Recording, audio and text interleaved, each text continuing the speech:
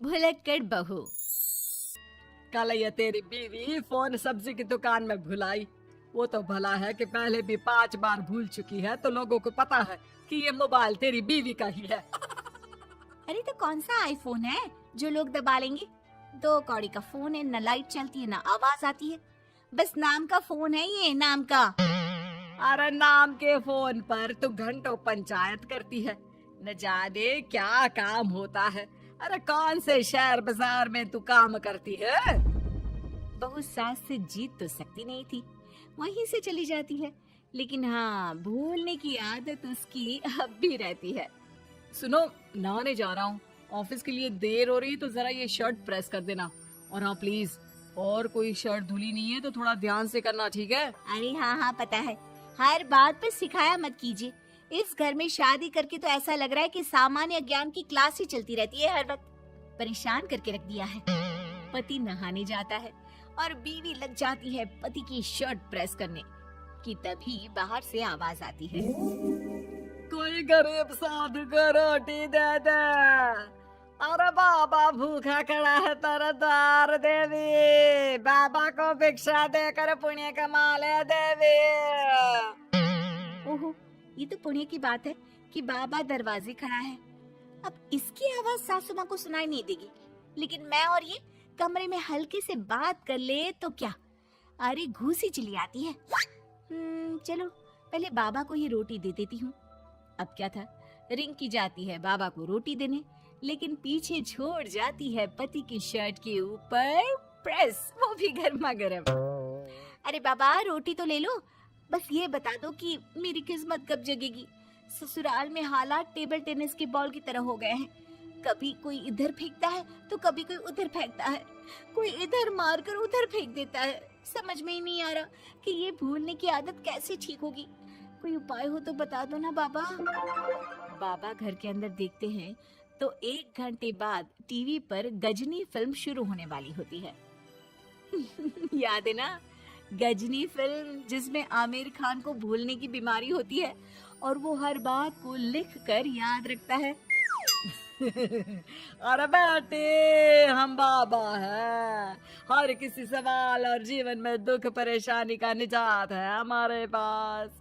तुम एक काम करो, 1 घंटे बाद टेलीविजन के सामने बैठ जाना और जो फिल्म देख रही हो ना देख लेना, तुम्हें तुम्हारे सारे सवालों के जवाब मिल जाएंगे। अलग निरंजन, निकालो खाना, सलाह देने की दक्षिणा भी। अरे बाबा, जीवन से ये वाली समस्या खत्म हो जाए तो समझिए मेरे घर से आपका लंच पैक शुरू, वो भी बिल्कुल फ्री में। तभी अंदर से पति के जोर जोर से चीखने की आवाज आती है। अरे क्या मजाक बना रखा है तुमने? ये क्या है, पूरी शर्ट जला दी। तंग आ गया हूँ मैं तुम्हारी भूलने की आदत से। हे भगवान, ये मेरा गधा जैसा बेटा सारा दिन जितनी कमाई नहीं करता उतना तो ये लड़की नुकसान करवा देती है। बाबा, लग रहा है कि कोई कांड हो गया है अंदर मुझसे। अच्छा मैं ना 1 घंटे बाद बैठ जाऊंगी फिल्म देखने, विदा लीजिए अब तो आप।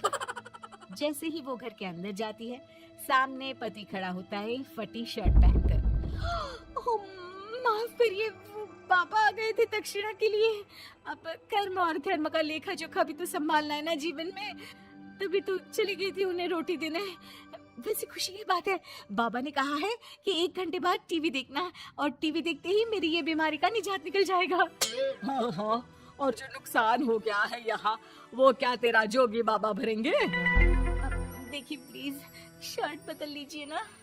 नहीं, आज तो मैं ऐसे ही जाऊंगा ताकि लोगों को भी पता चले कि कैसी भुलक्कड़ बीवी के साथ निभा रहा हूँ मैं। शुक्र मानो कि छोड़ा नहीं है तुमको। पति की ये बात तो अब रिंकी के तन बदन में लग जाती है।